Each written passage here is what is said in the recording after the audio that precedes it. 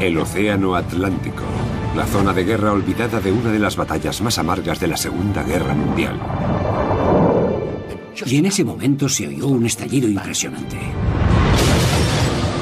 Los U-boats alemanes atacaban los convoyes de suministros británicos y canadienses. El Atlántico era nuestra línea salvavidas, no os equivoquéis. Sin sus suministros vitales, Gran Bretaña caería. Hitler ganaría la guerra en Europa. Era una batalla de estrategia, de ataques y contraataques. Cuando las cargas de profundidad explotaban, era una sensación de absoluto terror. Una carrera para desarrollar una supremacía tecnológica o para conseguir que la suerte se pusiera de su lado. Esperabas que hubiera otra gente en el agua y que pudiera sobrevivir. Así fue la batalla del Atlántico. Estaba en juego el resultado de la Segunda Guerra Mundial.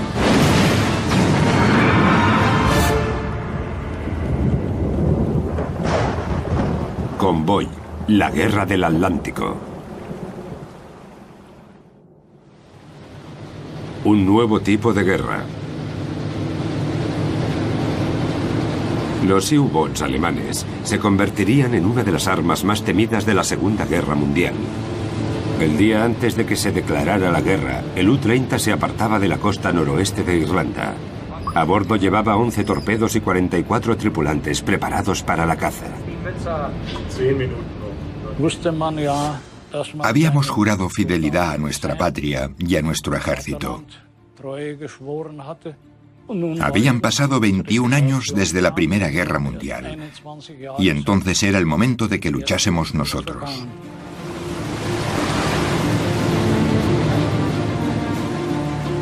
Ese mismo día, el transatlántico Athenia partía de Gran Bretaña en dirección a Canadá.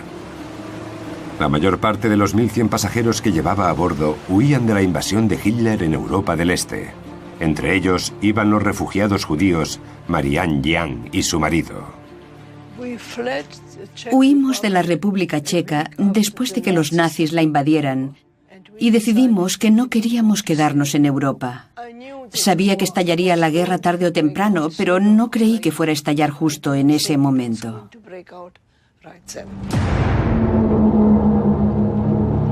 El 3 de septiembre de 1939, Gran Bretaña y Francia declararon la guerra a Alemania. Estaba descansando en mi litera y mi compañero vino y me despertó. Me dijo: adivina, los ingleses nos han declarado la guerra. Salté y me acerqué a la sala de radio. Intenté escuchar lo que pude. Nos dijeron que empezásemos a tratar a Inglaterra como enemiga inmediatamente. A las 4:30 de la tarde, tras apenas 5 horas de guerra, el U-30 divisó un barco a unos 400 kilómetros al noroeste de Irlanda.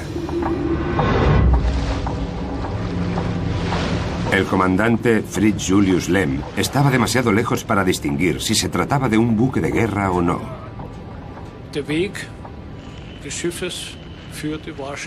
Por el movimiento del barco, sabíamos que se dirigía desde Inglaterra a Estados Unidos o Canadá. Seguimos el barco hasta el anochecer, porque el comandante quiso asegurarse de no cometer ningún error. Pero al ver que el buque apagaba las luces, Lem supuso que el Athenia era un mercante armado y fue directo a por él.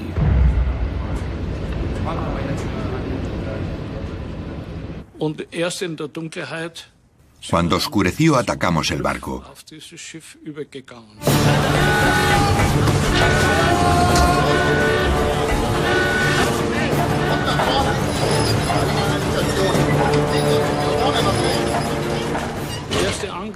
El primer ataque fue con 2 torpedos.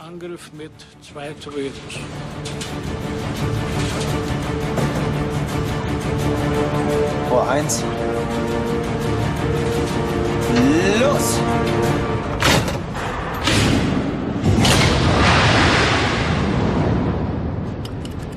Los torpedos viajaban a una velocidad de 23 metros por segundo.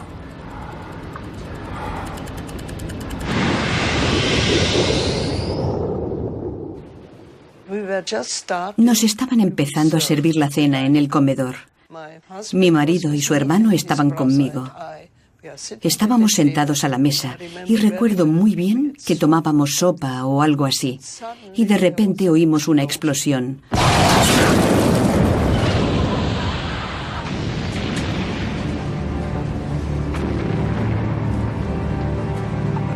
Todo se volvió negro y empezó el caos.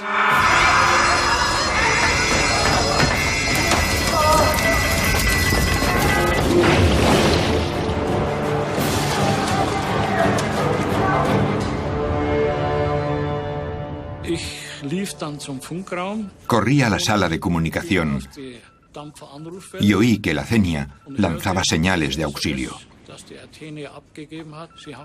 Llevaban 1.100 pasajeros a bordo. Dios mío, de repente me di cuenta de lo que habíamos hecho.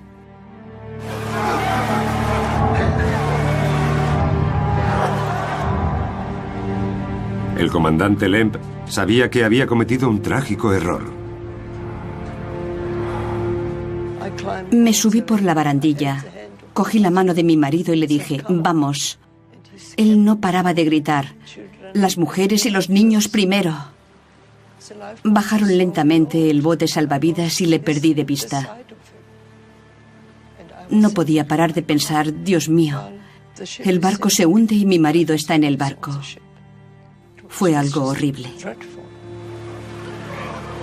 Marianne pasó una larga noche en el bote salvavidas antes de ser rescatada. El Athenia fue la primera víctima de los U-Boats de la Segunda Guerra Mundial. El hundimiento causó la muerte de 118 hombres, mujeres y niños. Al regresar a Escocia, Marianne buscó a su marido. Miré la lista de supervivientes y encontré su nombre. No puedo describirlo. Fue como si Dios me hubiese bendecido. El hundimiento fue la demostración perfecta del poder destructivo de esa arma mortal, pero un desastre propagandístico.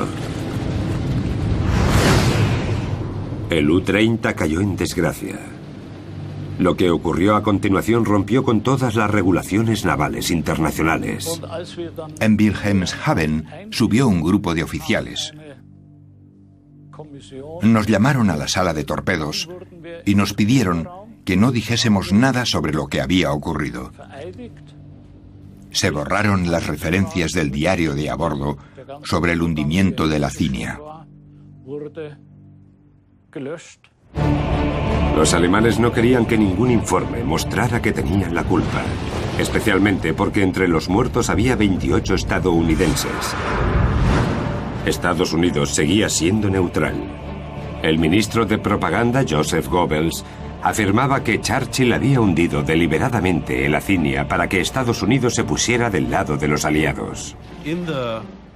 Durante la Primera Guerra Mundial, el hundimiento del Lusitania, un caso similar, casi había llevado a los Estados Unidos a la guerra. Y eso era algo que Hitler intentaba evitar. En Estados Unidos, las noticias denunciaban el hundimiento como un escándalo. Winston Churchill esperaba ver qué harían los estadounidenses. No hay duda de que Churchill habría estado contento, incluso se habría sentido aliviado. Lo que quería era que Estados Unidos se uniera a la guerra contra Alemania. Pero en Estados Unidos, después de la Primera Guerra Mundial, no había ningún interés por entrar en otra guerra europea. Estados Unidos se mantuvo neutral. No solo era Europa la que estaba traumatizada por el baño de sangre de la Primera Guerra Mundial, sino también Estados Unidos.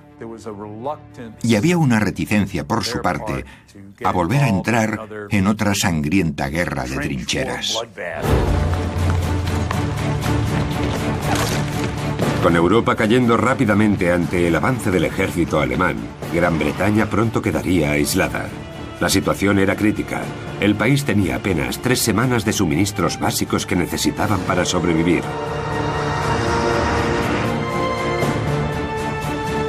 Sin ayuda de Estados Unidos, Gran Bretaña recurrió al Canadá. Los adormecidos puertos de Halifax o Sydney, en Nueva Escocia, de repente se convirtieron en el centro de una de las mayores operaciones de suministro que había visto el mundo. Para los canadienses, entonces súbditos del Imperio Británico, no había ninguna duda a la hora de prestar ayuda a Gran Bretaña. Para mí fue una reacción automática. El primer ministro británico declaró la guerra, lo que para mí significaba que Canadá también participaba. 4.500 kilómetros de océano separan Gran Bretaña de Canadá. Un perfecto campo de caza para los U-Boats. Pero Gran Bretaña confiaba que la Marina Real, la más poderosa del mundo, protegiera fácilmente los barcos de suministro. No había tenido en cuenta la voluntad y la capacidad implacable de un hombre. En Alemania, el comandante de los submarinos, Karl Donitz, hacía planes para atacar a la Marina Real y vencerla. Durante la Primera Guerra Mundial, Donitz dirigía un U-Boat. Los británicos lo hundieron y le tomaron prisionero, así que sentía una gran sed de venganza. Donitz escribió en sus memorias: creo en la potencia de lucha del U-Boat, un arma ofensiva de primera clase en la guerra naval y el mejor torpedero posible.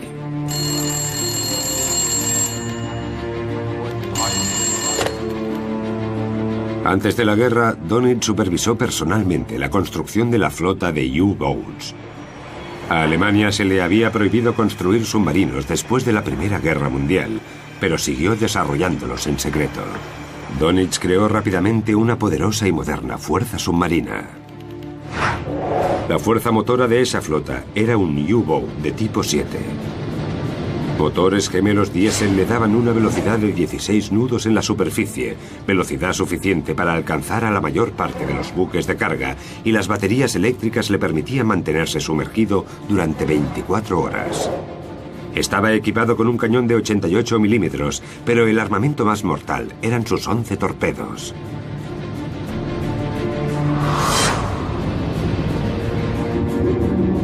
Más tarde, Churchill escribiría: lo único que me asustó de verdad durante la guerra fue el peligro de los U-Boats.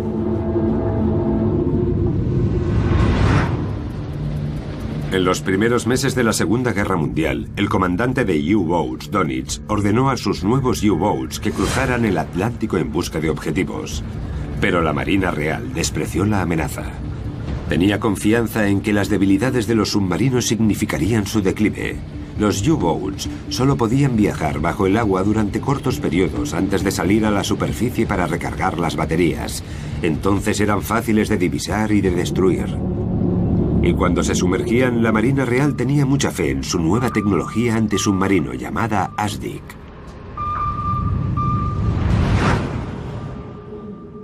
Desarrollada antes de la guerra, utilizaba ondas sonoras direccionales para ver por debajo del agua. Estas rebotaban en los submarinos y se oían como un eco.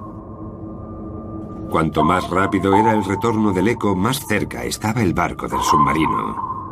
Cuando la distancia era cercana, se podían lanzar cargas de profundidad. Las demostraciones de este primer tipo de sonar impresionaron tanto a Churchill que afirmó que eso les aliviaba del mayor de los peligros.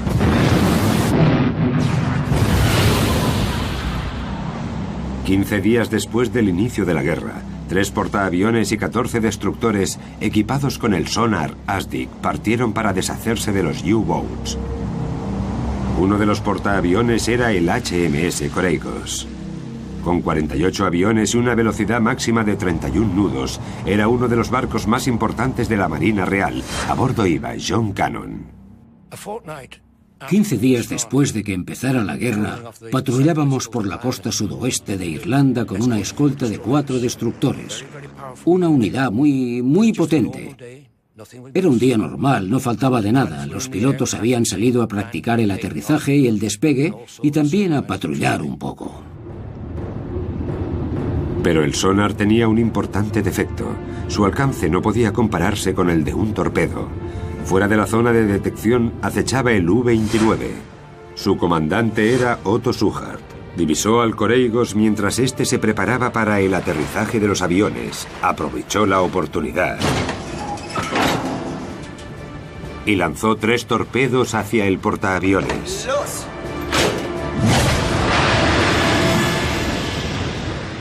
Y recuerdo que miré el reloj. Faltaban 4 minutos para las 8. Y en ese momento se oyó un estallido impresionante.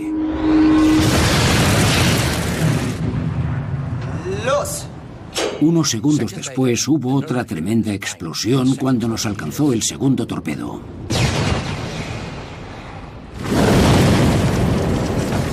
Los torpedos abrieron 2 enormes agujeros en el Coreigos. El portaaviones estaba condenado. Corrí hacia la cubierta superior y vi que los hombres ya saltaban al agua. Me deslicé por el estribor del Coreigo, salté al agua y nadé tan rápido como pude para alejarme del barco. Y en ese momento vi que el portaaviones se hundía en el mar y desapareció. El mar lo cubrió como una mortaja y ya no lo vi más. Poco después, todo quedó en silencio, aunque se oía a los hombres nadar.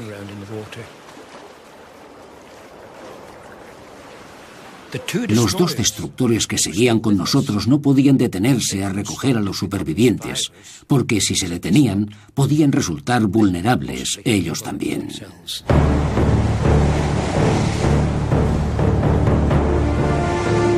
El destructor HMS Ivanhoe iba sin embargo en busca de Otto Schuchard mediante su sonar submarino. El destructor descubrió el característico ping del U-29. Schuchard hizo una inmersión de emergencia a la mayor profundidad a la que había llegado nunca.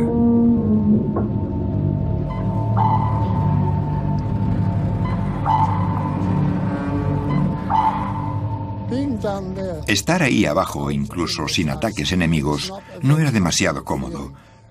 Esperábamos poder subir lo antes posible sin poner en peligro el submarino.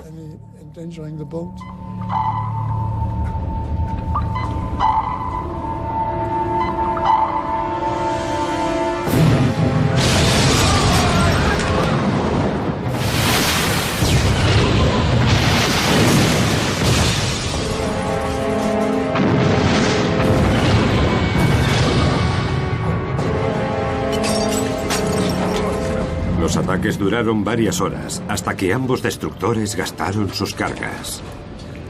Pero Schuchard tuvo suerte y consiguió escapar. De vuelta en la superficie, John Cannon había pasado 2 horas en el agua. Su única esperanza de rescate era dar con algún barco mercante. Estaba casi dispuesto a rendirme. Había estado nadando bastante tiempo y estaba muy cansado. Y es extraño. No creo que la gente pueda entenderlo, pero no temía ahogarme. Estaba tan cansado que solo quería dormir. Nadando a mi lado había un observador de la flota, que debió pensar que me había rendido, y de repente me gritó: «Vamos, vamos, chaval, sigue adelante. Tu madre y tu padre te esperan en casa». Y la verdad es que me insufló algo de vida y volví a empezar y seguí adelante. Y seguí. John sobrevivió, pero de los 1.260 tripulantes se perdieron 518. Con solo 2 torpedos, un pequeño U-boat había destruido uno de los barcos más importantes de la flota británica. La Marina Real había subestimado trágicamente la amenaza de los U-boats. Las consecuencias fueron devastadoras. Para evitar futuras pérdidas, los 6 portaaviones de la flota británica se usaron restringidamente en operaciones en las que no hubiera riesgo de ataques de U-boats. No estábamos preparados. En ese momento no habíamos entendido lo peligroso de nuestra posición.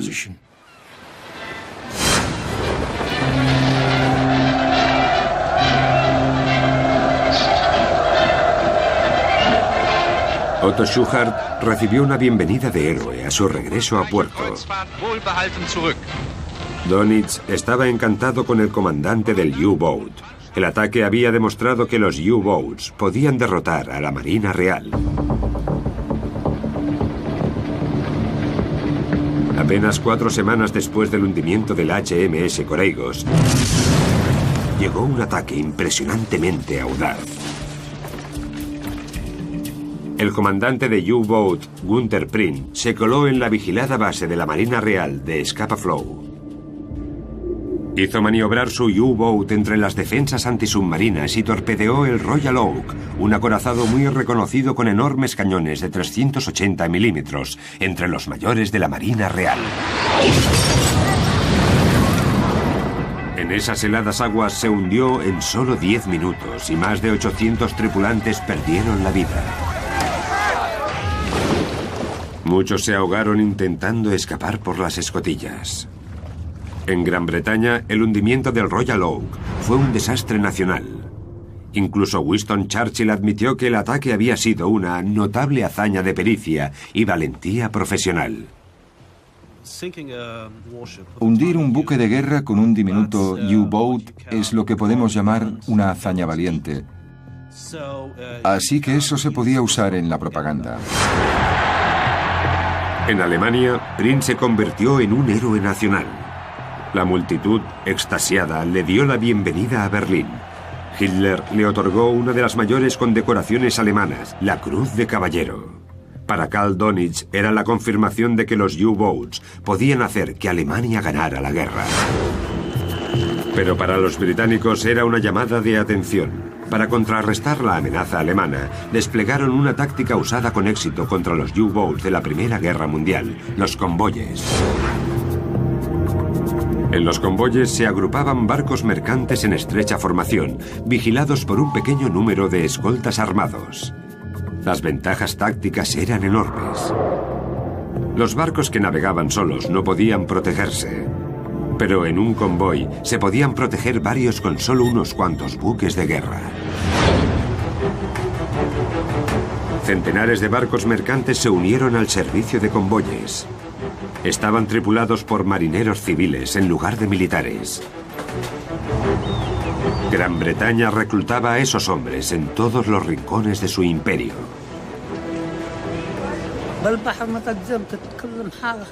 En el mar, todo se une.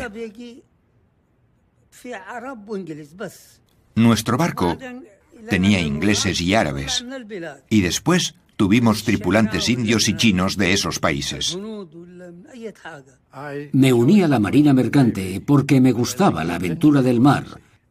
Era algo impresionante. Estos marineros voluntarios trabajaban en cualquier condición atmosférica para llevar los suministros básicos de combustible, maquinaria y comida a Gran Bretaña. Vi un barco encima de una ola, y la popa y la hélice daban vueltas y vueltas fuera del agua. Después se vino abajo y solo pude ver agua por todas partes. El agua y la espuma cruzaban la cubierta de proa y se congelaban en las jarcias al pasar.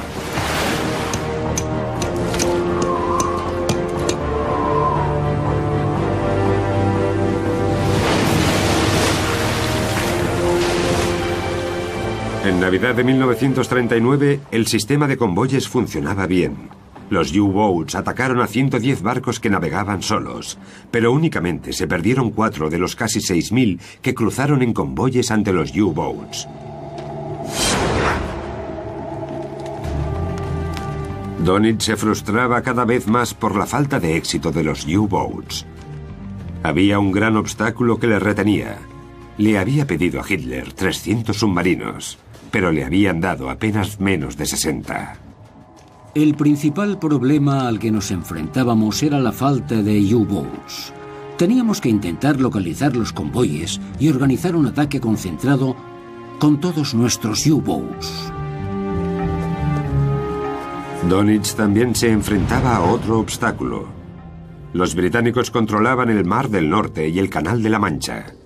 Para llegar al Atlántico, los U-Boats tenían que navegar por el norte de Gran Bretaña. Eso añadía una semana a su viaje y limitaba gravemente su alcance a apenas unos centenares de kilómetros de la costa irlandesa. Pero una vez más, la marea de la guerra estaba a punto de cambiar.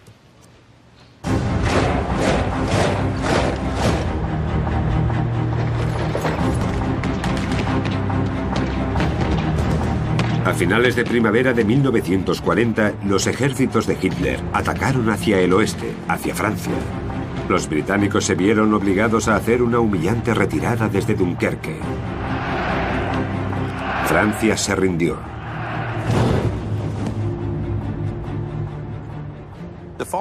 La caída de Francia lo cambió todo. En ese momento, toda la sensación de que era una guerra controlada, limitada, quizás incluso una extensa guerra europea, desapareció. Gran Bretaña se vio empujada hasta el límite. Para Dönitz, eso suponía una oportunidad increíble. El día después de la rendición se dirigió hacia la Bretaña, en la costa francesa. Sus U-boats tendrían entonces acceso directo al Océano Atlántico. Alemania se convirtió entonces en una gran potencia con bases atlánticas defendibles. Los submarinos alemanes estaban una semana más cerca de las principales rutas atlánticas de navegación. Eso aumentaba mucho el tiempo de permanencia en el mar y su efectividad. Dönitz estableció una base en el puerto de Lorient y organizó su cuartel general en una elegante villa con vistas al puerto. La construcción empezó con enormes corrales de U-boats, construidos con cemento reforzado de hasta 7 metros de grosor. Las puertas blindadas y las plataformas de armas los convertían en fortalezas independientes en las que los barcos podían repararse y abastecerse. Desde esas enormes catedrales de cemento, todos los barcos del Atlántico Norte estaban desde ese momento al alcance de los ataques de los U-boats. Y ya les habían dado permiso desde Berlín para iniciar una guerra submarina sin restricciones.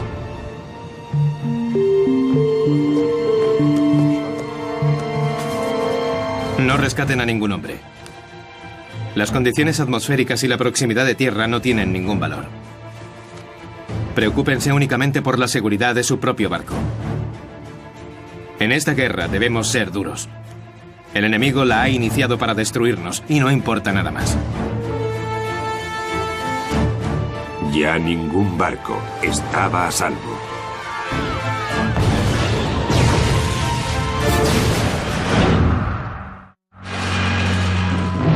En 1940, con la Luftwaffe alemana atacando las ciudades británicas, algunos padres decidieron enviar a sus hijos al otro lado del Atlántico para que estuvieran más seguros. Tenía 11 años y mis padres decidieron que como la guerra se acercaba a Gran Bretaña, yo tendría la oportunidad de ir a América. Un año después del inicio de la guerra, Colin Ryder Richardson se convirtió en uno de los 90 niños evacuados que se marchaban a Canadá a bordo del transatlántico City of Benares.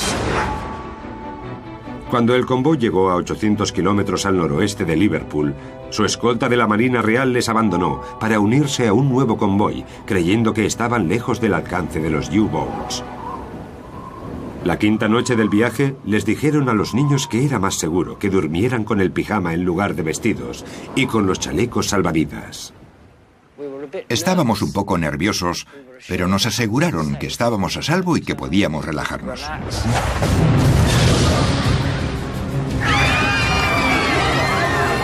3 minutos después de las 10, el City of Benares fue alcanzado por un torpedo, justo por debajo de los camarotes de los niños. Entre el caos, Colin se abrió camino hasta los botes salvavidas. Nos quedamos ahí mientras el resto de los niños aparecían, llevando apenas batas y zapatillas, y ositos y otras cosas así, sin saber qué iba a pasar a continuación.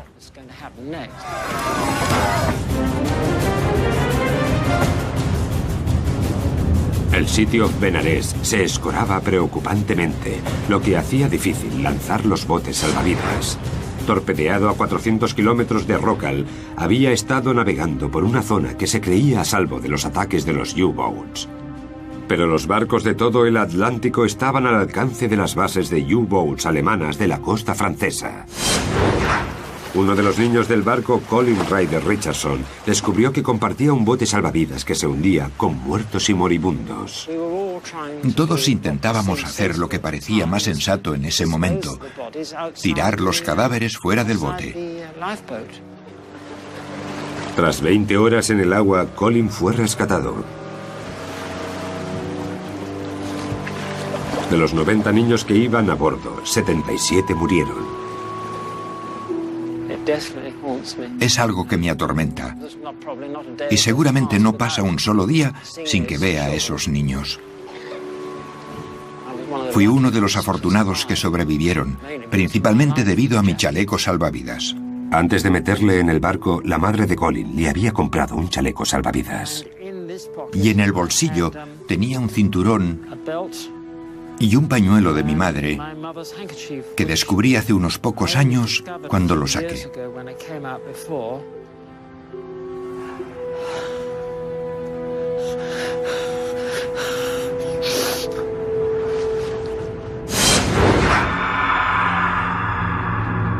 El hundimiento del City of Benares conmocionó al mundo. Los periódicos lo denunciaron como un crimen de guerra. Pero para la Marina británica suponía una noticia devastadora. Los U-Boats, que habían empezado a operar desde las bases francesas, podían atacar por todo el Atlántico y perseguir a los convoyes durante más tiempo. La batalla del Atlántico había entrado en su fase más mortal.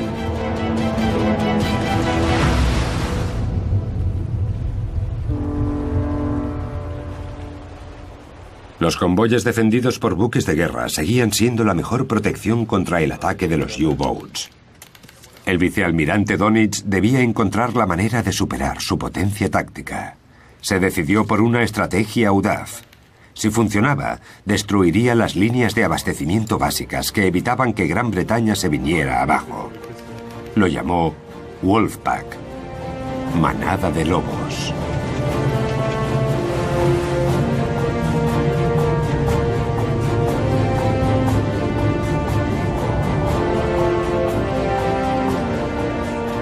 El océano Atlántico cubre 77 millones de kilómetros cuadrados. Para la primera parte de su estrategia, Dönitz extendió sus U-Boats en largas líneas para barrer el océano. Se mantuvo en contacto por radio directo con los U-Boats. Para evitar alertar a los aliados, utilizaban un ingenioso sistema de codificación llamado Enigma. Al tener más submarinos en el Atlántico, desde el mando llegó la orden de que, al ver un convoy, debíamos avisar del avistamiento a la base y evitar atacar. Hay que pensar en la manada de U-Boats como una manada de lobos o sabuesos con una correa de radio. Todos los U-Boats debían informar de todo todos los días, porque la gente que los seguía y los situaba en el cuartel general debía saber dónde estaban, porque los movían sobre un tablero.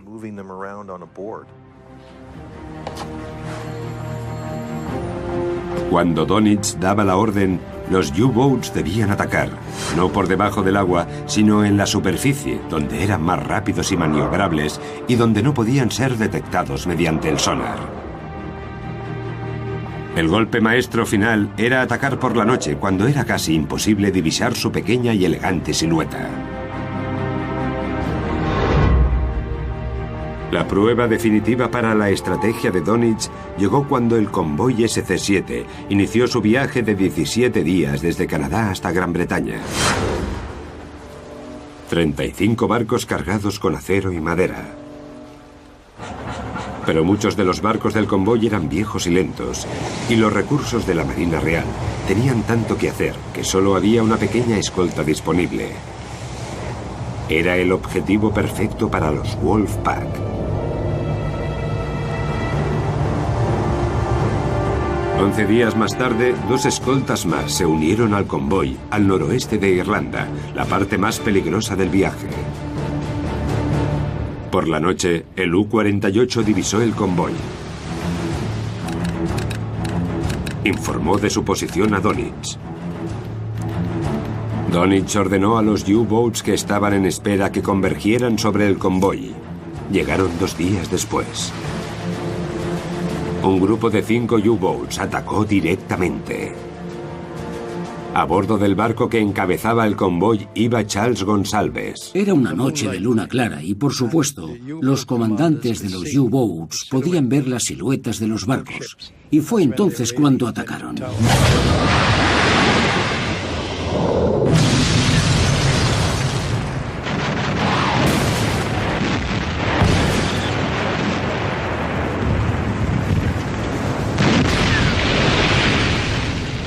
El ataque estaba dirigido por el famoso comandante Otto Kretschmer. Hundiría 250.000 toneladas de suministros. Su apodo era el rey del tonelaje. Los escoltas ya no pueden pensar más y disparan proyectiles continuamente para tranquilizarse a sí mismos y a sus compañeros. Pero no tienen muchas posibilidades con la brillante luz de la luna. Ahora empiezo a ocuparme de los barcos en dirección contraria a la del convoy. Normalmente un comandante de U-Boat intentaba colocar el submarino por delante del convoy, lo que les permitía atraerlos. A los mejores y más experimentados comandantes de U-Boats alemanes les gustaba meterse en el convoy y disparar desde allí, a muy poca distancia, una maniobra no apta para cobardes. Lo único que veíamos eran destellos y ruidos de torpedos que alcanzaban barcos. Y explosiones.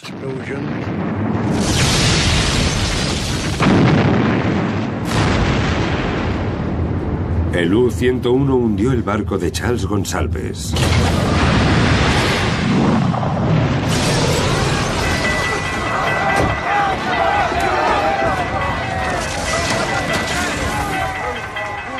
Me vi lanzado contra una mampara. Y vi un montón de gente muerta. Entonces empecé a pensar que era un asunto espantoso. Desde su base francesa de Lorient, Donitz seguía los acontecimientos narrados en vivo por los comandantes de los U-Boats. La mayor parte de los submarinos abandonaron el ataque únicamente cuando se quedaron sin torpedos. En una sola noche se perdieron unos 20 barcos, más de la mitad del convoy. Los barcos del convoy tenían instrucciones de no recoger a los supervivientes. No podían arriesgarse a convertirse en objetivos. Centenares de marinos mercantes luchaban por su vida en el Atlántico Norte. No hay ninguna duda de que la marina mercante era la línea salvavidas del país. Y no podían dejar que esa línea se rompiera o se destruyera. Así que había que salvar los barcos y la carga a toda costa. Los hombres del agua tenían que luchar por sí mismos. Un centenar de marinos mercantes se perdieron en el convoy SC-7. Y con 80.000 toneladas de suministros perdidos, fue uno de los peores ataques de toda la campaña del Atlántico. Para Donitz fue una gran victoria y demostró que su táctica de Wolfpack funcionaba. Tras el hundimiento de su barco, Charles Gonsalves pasó una larga y fría noche en el agua antes de que le recogieran. Hasta hoy afirma que la Marina Real podría haber hecho más para protegerles. Había un cierto grado de complacencia. Si no lo hubiera habido, ¿cómo no iban a enviar un destructor a proteger un convoy de 35 barcos? Los convoyes necesitaban desesperadamente más escolta para protegerse de los ataques de los U-Boats.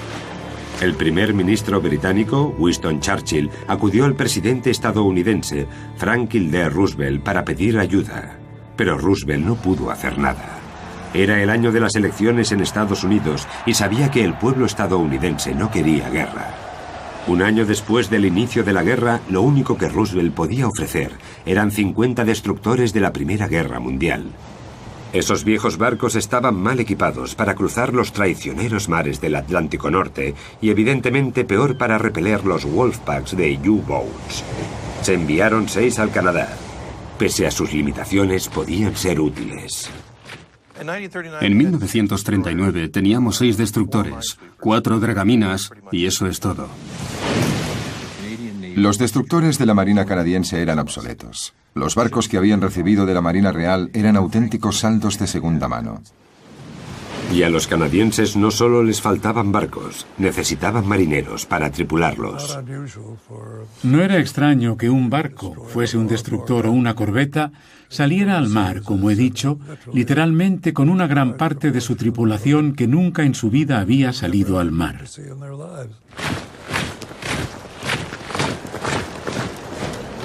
La demanda era tan grande que muchos reclutas solo habían trabajado en tierra. Un gran porcentaje de marinos venían de las praderas. Nunca habían estado en el océano, nunca lo habían visto. Quizás los campos de trigo parezcan un océano o algo así. La poca preparación de la Real Marina canadiense no pasó desapercibida a los ingleses. Los británicos habían desarrollado un concepto de la Real Marina canadiense de torpe e incompetente. La Marina canadiense solía ser menospreciada por la Marina Real, que la llamaba la Real Marina Colisionadora o la Real Marina Colisión.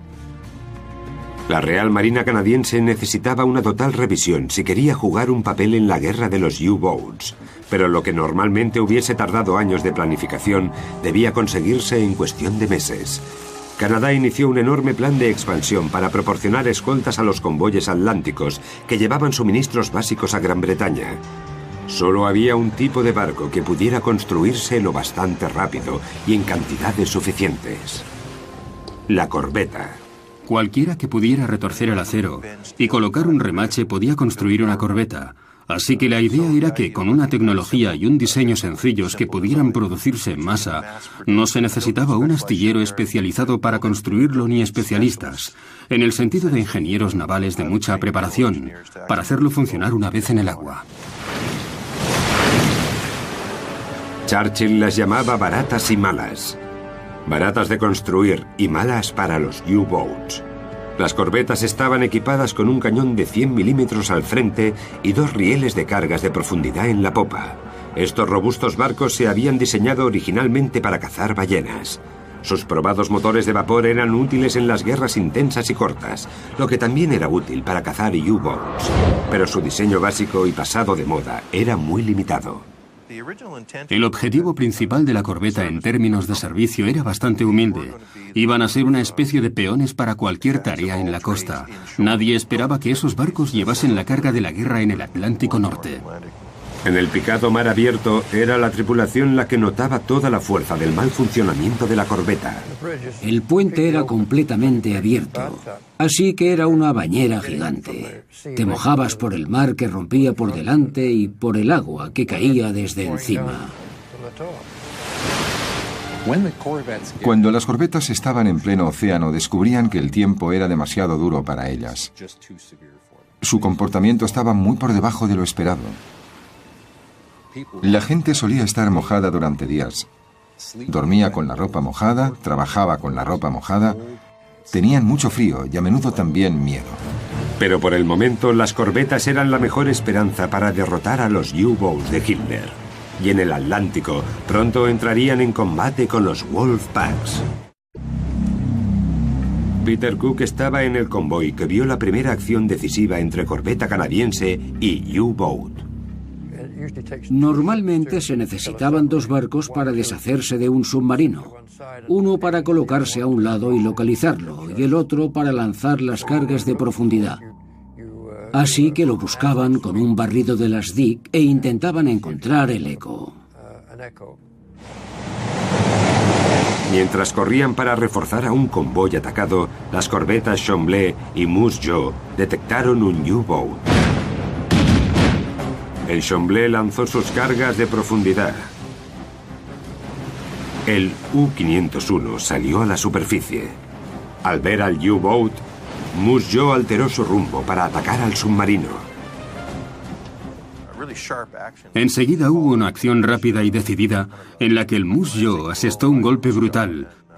Y en ese momento, cuando la corbeta y el submarino estaban uno junto al otro, el capitán del U-Boat salió de su torre hacia el castillo de proa del Moose Jaw. Después, los barcos se separaron, la tripulación del U-Boat consiguió controlar nuevamente el submarino y hubo un poco de persecución hasta que al final el submarino fue derribado y hundido. El comandante del U-Boat y la tripulación superviviente del U-501 fueron tomados prisioneros. Pero las corbetas no podían ser más que una medida de contención transitoria. Durante el otoño de 1940, los Wolfpacks atacaron implacablemente los convoyes como blancos fáciles. La situación era crítica. El suministro de comida a Gran Bretaña había caído a su nivel más bajo desde el principio de la guerra. Todo lo que había entre Gran Bretaña y la derrota era el heroico sacrificio de los marineros voluntarios. 3-0 submarino iniciando el barrido. Algunos tripulantes en su primer barco solo hacían unos días de ruta antes de ser hundidos y morir. Apenas habían estado unos días en servicio. Era más peligroso ser marino mercante que luchar en cualquier nivel de las Fuerzas Armadas británicas o canadienses.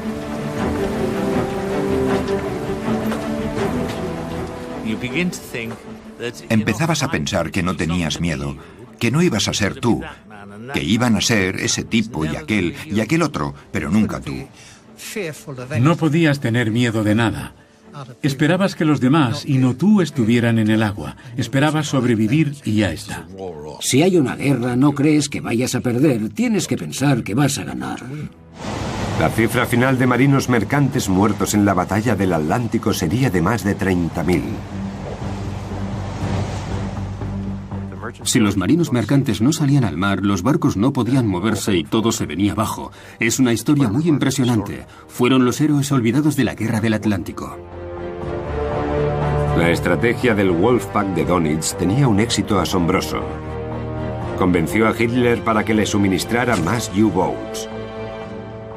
Con 29 submarinos más prometidos por mes, Dönitz estaba todavía más confiado en ganar la guerra para Alemania. Para Winston Churchill, la situación era desesperada. Los U-Boats de Hitler estaban cerca de matar de hambre a Gran Bretaña y forzarla a someterse. ¿Qué ocurrirá si nuestros barcos mercantes se hunden y no podemos traer la comida que necesitamos para alimentar a nuestro valiente pueblo? Los británicos debían encontrar una contramedida para destruir los Wolfpacks de los submarinos o enfrentarse a una derrota segura. Y pronto tendrían una nueva tecnología, una nueva arma secreta, que esperaban que hiciera exactamente eso.